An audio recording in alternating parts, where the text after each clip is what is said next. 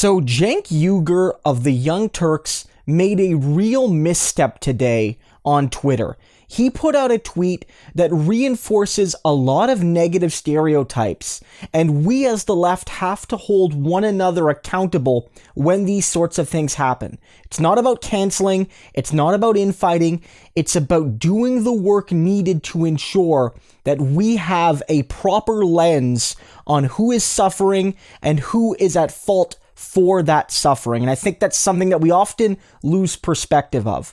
This is part of the blue state bailout debate.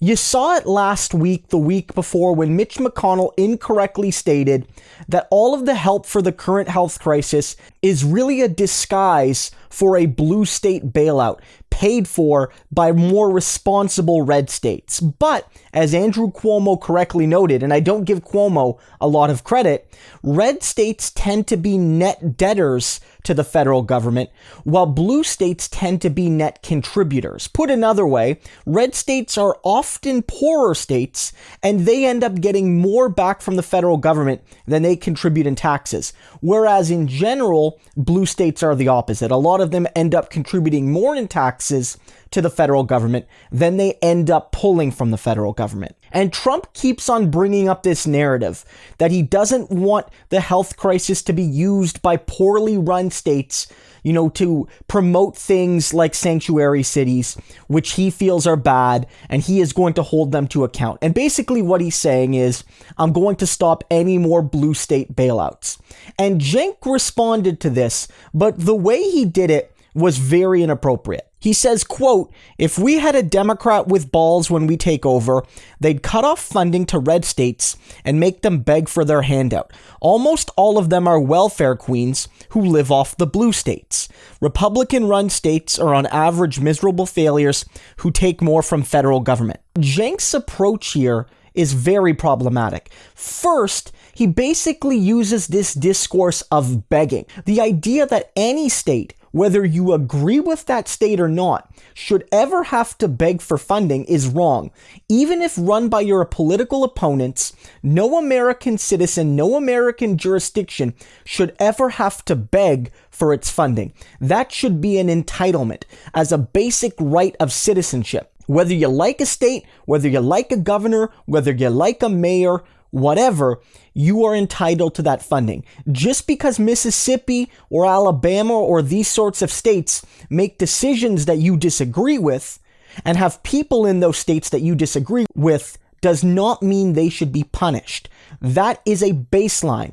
Progressives need to realize that vengeance against other regular people is not an option, because the effects of that vengeance won't be on the rich and wealthy and well-connected in those states. It won't be on the Republican senators and congresspeople and donors in Washington and New York and all over the rich parts of the country that fund indirectly and directly those red state victories. It will be the regular people in those states, including those people that never vote Republican. It should also be remembered that a lot of these states have loyal Democratic bases. A lot of these states have high populations of Black Americans, of African Americans, who are very loyal to the Democratic Party. And if the argument is that this is a Republican versus Democratic issue, then in effect what you're saying is you should punish overwhelmingly loyal Black Democratic voters based on where they live. These people do what they can to vote Democrat, and sometimes they're just outnumbered. And further to that, even when people vote Republican, you're able to say that there are consequences to your actions. But Bernie Sanders has taught us that the Democratic Party elite strategy of basically shaming poor rural and Southern Americans, the basket of deplorables, if you will, isn't the path forward. The path forward is to recognize solidarity and humanity in all working and middle class Americans. That won't convert everybody. Some of those people will still support Donald Trump's vision of hate, but you will convert more people to your cause, emphasizing a common working class humanity and dignity than you will demanding that these bad red states beg for their funding from the rich coastal elites living in California and New York. That's not how you win. If you want to lose, that's exactly what you'll do, is shame those Midwestern, those Southern states that vote Republican and say, hey, Republican voters, beg for your funding, beg for your money from your social betters on the coasts. That's not going to work. It's not going to work with anyone. In fact, you'll probably turn off current Democratic voters, and some of them will go to the Republicans because of that. Cenk also uses the term welfare queen here, and I don't think he's using it subversively.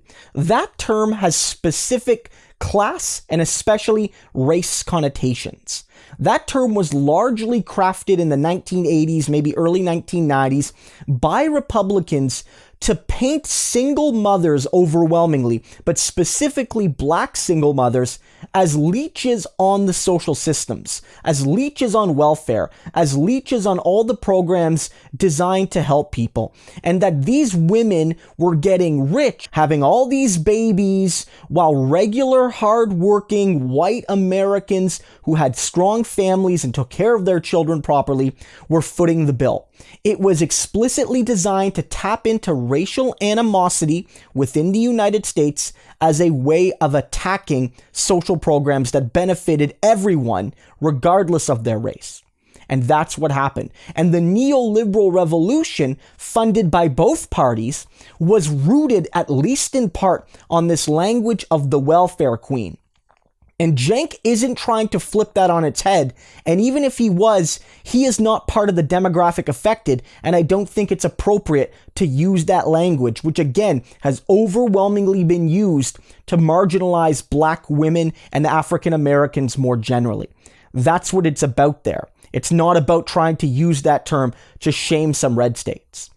We need to do better as the left. And I'm happy to say that most of the comments on social media, most of the comments on Twitter from fellow democratic socialists, from fellow progressives, is that Cenk made a serious misstep here. And I do hope we see an apology, because fundamentally, we need to find a more consistent way of communicating with working class people.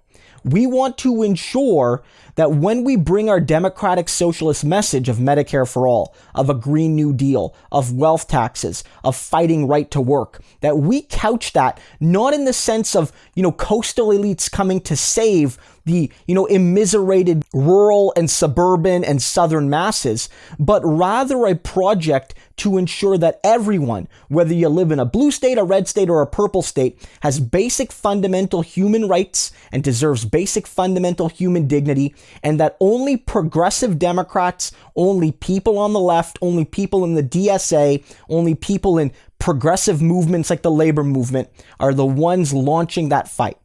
This sort of tweet by Cenk, this sort of elitist, aggressive language serves nobody but Donald Trump and the neoliberal elites in the Democratic Party.